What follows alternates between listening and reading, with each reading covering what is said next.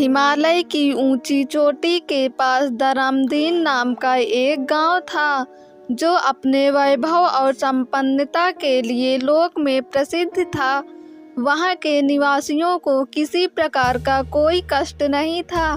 खाद्य सामग्री और पेय पदार्थों की वहां कोई कमी नहीं थी, जिसके कारण वहां के निवासियों को कोई शारीरिक श्रम करने की आवश्यकता नहीं थी। उनके पास चर्चा परिचर्चा के लिए प्रचुर समय रहता था। आसपास के लोगों में यह धारणा मान्य थी कि उनसे बुद्धिमान वहां कोई नहीं है, इसलिए वहां हमेशा लोगों का जमघट लगता। परिचर्चा के लिए कोई बिंदु निकलता और उस पर फिर सब अपनी राय देते। वहाँ के लोगों की दिमागी कसरत खूब होती। दरामदीन के स्थानीय लोगों में ऐसा भाव आ चुका था कि दिमागी मामले में उन्हें कोई परास्त नहीं कर सकता।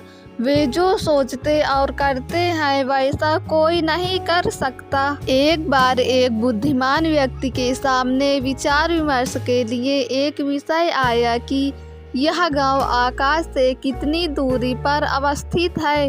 एक व्यक्ति ने कहा, शायद 1 या 2 मील। नहीं, इससे तो दूरी ज्यादा ही है, दूसरे व्यक्ति ने कहा। उसी समय जो व्यक्ति अपने को दूसरों से ज्यादा बुद्धिमान समझता था, उसने कहा, आकाश जैसी कोई चीज होती नहीं है, यह सब मूर्खतापूर्ण बातें हैं। कोई भी व्यक्ति इस चर्चा से संतुष्ट नहीं हुआ, क्योंकि आकाश के नाम पर कुछ तो है जिसे वे सब देखते हैं। उनमें से किसी ने कहा, शायद कभी कोई इस ऊंची चोटी के माध्यम से उस पर चढ़ जाए। उनमें से एक व्यक्ति ने जरा कठोर भाव से उत्तर दिया, यह असंभव है। ऐसा कभी नहीं सुना गया कि ऊंची चोटी के माध्यम से कोई आकाश में पहुंचा हो। हमारी यह चोटी अपने में बहुत ही ऊंची है, उस पर आकाश तो यहाँ से बहुत ही दूर है, वहाँ पहुँचना असंभव है। गांव वालों ने आपस में खुसर फुसर करना आरंभ कर दी और आपस में यही बात करने लगे कि क्यों ना आकाश जाने के लिए एक सीढ़ी का निर्माण किया जाए। सब इस पर सहर्ष राजी हो गए। उनमें से एक बुद्धिमान व्यक्ति ने कहा, टावर मिट्टी के मटकों से बनाया जाएगा, जिनका इस्तेमाल सीढ़ी के रूप में होगा। उसी पर चढ़ते हुए आकाश जाया जाएगा। कुछ दिनों के पश्चात गांव में एक बड़े कार्यक्रम का आयोजन हुआ, जिसके तहत देश भर से मटके इकट्ठे किए जाने लगे। भारी संख्या में लोगों को देश के विभिन्न स्थानों में भेजा गया, ताकि ज़्यादा से ज़्यादा मटके जमा किए जा सकें। कुछ दिनों बाद गांव में बड़ी तादाद में मटके इकट्ठे होने लगे। गांव वालों ने अपने मध्य में से 2 लोगों का चयन किया, जो मटके के सहारे सबसे पहले आकाश जाएगा। आसमान में जाने की सारी व्यवस्था हो गई। एक सवेरे आसमान में चढ़ने का निर्णय लिया। मटके का इस्तेमाल सीढ़ियों के रूप में करने का निर्णय हुआ।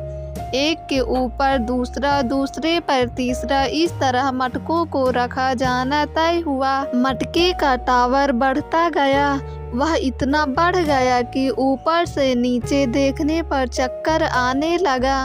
अब नीचे खड़े लोगों को ऊपर चढ़े लोग दिखने बंद हो गए। नीचे खड़े लोगों को लगने लगा कि उनके 2 लोग आकाश पहुंचने को हैं। ऊपर चढ़े उन लोगों को भी यह एहसास होने लगा कि वे मंजिल के करीब हैं। सवेरे से शाम होने को आई। सूरज बादलों की ओट में छुपने लगा। उन्हें महसूस होने लगा कि वे आसमान के बड़े नज़दीक आ गए हैं। जो मटके उनके हाथों में थे, वे अब खत्म हो चुके थे, और नीचे जो मटके दे रहे थे, उनसे और मटकों के लिए कहना अब संभव नहीं था। उन्हें लगने लगा कि अन्य मटकों का सहारा लेने की बजाय 2 खंभों के सहारे आसमान में पहुंचना ज़्यादा आसान रहेगा, इसलिए उन्होंने जोर से आवाज़ लगाई, कोक बिंगियान तांग, जिसका आशय है हमें 2 लंबे खंभे दिए जाएं। आसमान की ओर जाने वालों की आवाज़ स्पष्ट जमीन तक नहीं पहुंची। उन्हें सिर्फ फुसफुसाहट सुनाई दी और नीचे खड़े लोगों को केवल इतना भर सुनाई पड़ा। वे कह रहे हैं चाकता लेप्चा भाषा में, जिसका अर्थ है नीचे गिर रहे हैं। क्या टावर गिर रहा है? ऐसा नहीं हो सकता, यह असंभव है, वे कराहते हुए बोले। उन्होंने पूरी बात जानने के लिए पुनः पूछा, चाकता।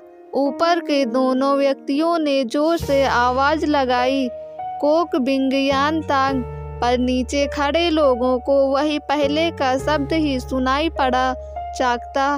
सुनने वाले के कानों में पुनः वही बात सुनने में आई। ऊपर चढ़े लोग आसमान पहुंचने की चाह में काफ़ी थक चुके थे, पर वहां पहुंचने का किनारा नहीं दिख रहा था। नीचे खड़े लोग भी इंतजार करते थक चुके थे, पर आसमान में पहुंचने का कोई संकेत नहीं मिल रहा था। अंत में निराश होकर नीचे खड़े एक बुद्धिमान व्यक्ति ने निर्णय लिया कि टावर गिरा दिया जाए। उसने मटकों की पंक्तियों में सबसे निचला मटका निकाल दिया। उसके निकलते ही जोर की आवाज़ के साथ सारे मटके धड़ाधड़ गिरकर टूट गए। आसमान की ओर गति करने वाले 2 बुद्धिमान लोग नीचे जमीन पर गिरकर धराशायी हो गए। बुद्धिमान लोगों का गर्व टूटकर चकनाचूर हो गया। असल में वे संख्या में बहुत कम थे।